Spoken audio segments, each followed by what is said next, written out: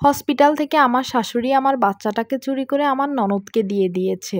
অথচ তখন আমি জানতামই না আমার ছেলে হয়েছে নাকি মেয়ে। প্রেগনেন্সির শুরু থেকেই হসপিটালের সব দায়িত্ব আমার শাশুড়ি পালন করেছেন। যতবারই আল্ট্রাসনোগ্রাফি করেছি ততবারই বলেছে আমার বাচ্চাটা উল্টা, ছেলে বাবু নাকি মেয়ে বাবু বোঝা যাচ্ছে না। আমি আর আমার ননদ একসাথে প্রেগনেন্ট ছিলাম, যদিও 1 মাস আগে পিছে।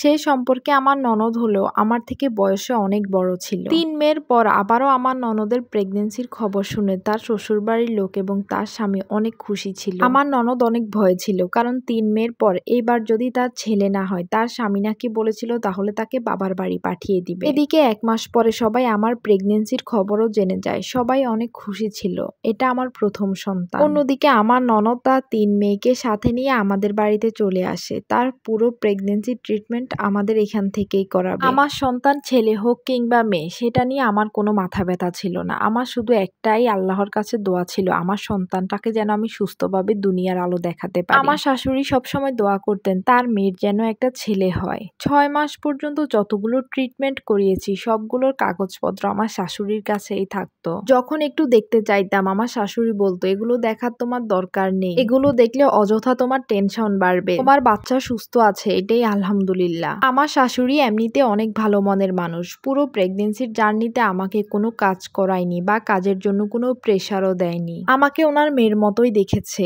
আমি যেহেতু ওনার একমাত্র ছেলের বউ, আমিও ওনাকে অনেক বিশ্বাস করতাম। আমি সবসময় ভাবতাম উনি আমার জন্য যা করবে আমার ভালোর জন্যই করবে। কিন্তু এই অবস্থায় মেয়েরা যতই আরামে থাকুক তার মাকে কিন্তু তার প্রয়োজন হয়। এমন অনেক কথা থাকে যেগুলা মেয়েরা মাকে ছাড়া অন্য কাউকে বলতে পারে না। তাই শাশুড়িকে বলতাম আমি একটু বাবার বাড়ি যেতে চাই, কিন্তু আমার শাশুড়ি কখনোই রাজি হতেন না। আমি আর আমার ননদ একসাথে ডক্টরের কাছে গেলাম, একসাথে আল্ট্রাসনোগ্রাফি করালাম। ডক্টর যখন রিপোর্ট দিলেন তখন দেখলাম আমার শাশুড়ির মধ্যে একটা চিন্তা চিন্তা ভাব। তখন জানতে পারলাম আমার বাচ্চা নাকি উল্টা আছে। এই কারণে শাশুড়ির একটু চিন্তা, যেহেতু এটা আমার প্রথম সন্তান। আমার শাশুড়ি ডিরেক্ট বলে দিয়েছেন বাবার বাড়িতে গিয়ে যদি আমার সন্তানের কোনো সমস্যা হয় তাই তিনি এখন আমাকে বাবার বাড়ি পাঠাবেন না, একেবারে সন্তান হওয়ার পরে বাবার বাড়ি পাঠাবেন। আমার ননদ আর শাশুড়ি সবসময় কোনো একটা বিষয় নিয়ে কথা বলতো, যখনই আমাকে দেখতো তখনই তারা টপিক চেঞ্জ করে ফেলতো। আমার ননদের 1 মাস পর আমার ডেলিভারির ডেট ছিল, কিন্তু আমার বাবুটা যেহেতু উল্টা আমাকে সিজারই করতে হবে,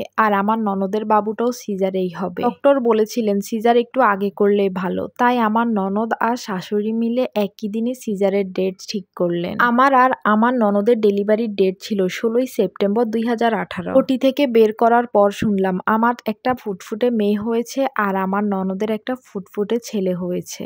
ছেলে হোক বা মেয়ে হোক এটা নিয়ে আমার প্রথম থেকেই কোনো মাথা ব্যথা ছিল না, কিন্তু বাচ্চাদের চেহারা দেখে আমার বাবা মা একটু সন্দেহ করলো। আমার বাচ্চাটা দেখতে নাকি পুরা আমার ননদের স্বামীর মতো হয়েছে, আর আমার ননদের বাচ্চাটার চেহারা দেখতে নাকি আমার ভাইয়ের মতো হয়েছে। তখন আমার মা ডক্টরের সাথে থাকা নার্সগুলোর সাথে চুপে চুপে কথা বলে। ওখান থেকে একজন নার্স জানায় আমার নাকি একটা ফুটফুটে ছেলে হয়েছে আর আমার ননদের একটা মেয়ে হয়েছে। কিন্তু এই ব্যাপারে আমার মায়ের কাছে কোনো সঠিক প্রমাণ নেই। উনি কিভাবে প্রমাণ করবে আমারই ছেলে হয়েছে? তখন আমার মা আরো 2-1 নার্সকে টাকা দেয়। তখন তারা বলে আল্ট্রাসনোগ্রাফিতে আমার শাশুড়ি ঠিকই দেখেছে আমার ছেলে বাবু হবে, আমার বাচ্চা কোনো উল্টা ছিল না, আর আমার ননদের মেয়ে বাবু হবে। তখনই তারা ডক্টরের সাথে কথা বলে আমাদের বাচ্চাগুলোকে উল্টা পাল্টা করে ফেলেছে। হসপিটালে থাকতেই আমার মা আমার সবগুলো রিপোর্ট জোগাড় করে এবং সবগুলোর রিপোর্ট দেখে যাচাই বাছাই করে দেখে যে সত্যি আমার ছেলে বাবু হয়েছে। এগুলো সব আমার স্বামী আর আমার বাবাকে জানানো হয়,